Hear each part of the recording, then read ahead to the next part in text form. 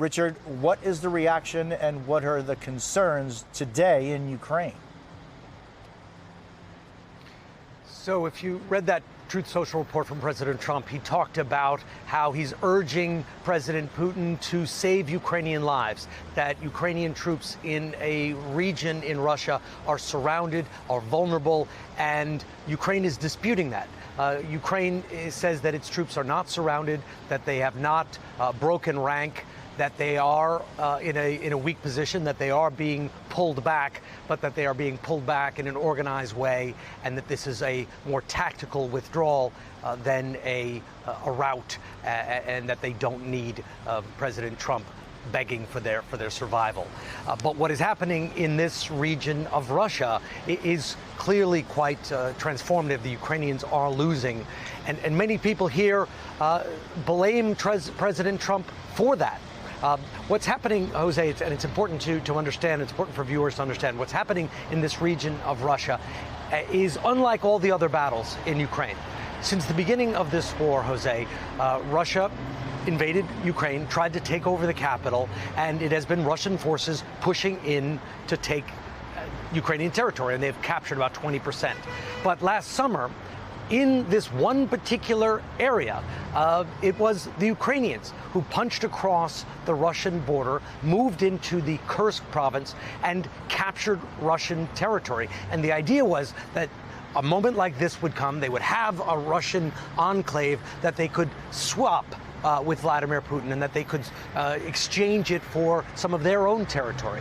But a few days ago, when the U.S., when President Trump suspended intelligence sharing with Ukraine, Russian forces began to have a rapid assault in that area. The Ukrainians started to lose and are now in a state of retreat. So Ukrainians will say that, yes, they did invade that territory, and that they only started to lose very significantly after President Trump withheld the intelligence.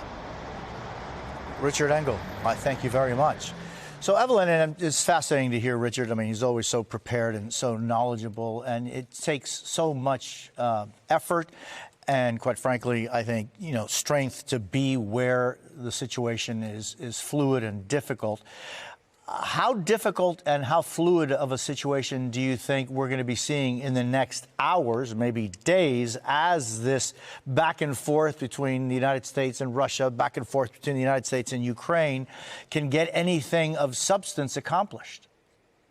Yeah, I mean, Jose, I think of those two words, the most operative one is difficult because, as you heard, the Russians now are saying, well, in theory, we're open to a ceasefire, but in practice, they have all these other demands. So they're really stalling for time because, as Richard points out, and I have also, read all the same accounts basically saying that the lack of intelligence for Ukrainians to use to strike at the Russian forces attacking their forces in Kursk meant that the Ukrainians were not as effective, and they were forced to pull back in Kursk. Not entirely, but they have, of course, lost some ground. The other part of it, though, is that in the east, in the Donbas area, the Ukrainians will point out that they have made some advances against the Russians. So let's not forget that on the one hand, the Russians want time because they want to take Kursk back. But on the other hand, they're tired. So I was frankly expecting the Russians to take this ceasefire, but that was before they started to make advances in Kursk.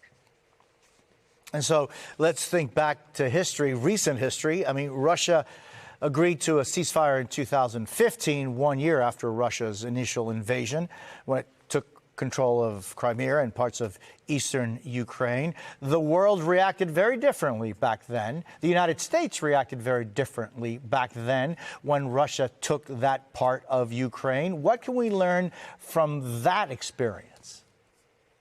Well, I think what we learned is that if you don't put in the place guarantees that the ceasefire will hold or a mechanism for ongoing talks, the ceasefire won't hold, and the Russians will take advantage of the time and the ability to rearm, and they'll reattack Ukraine.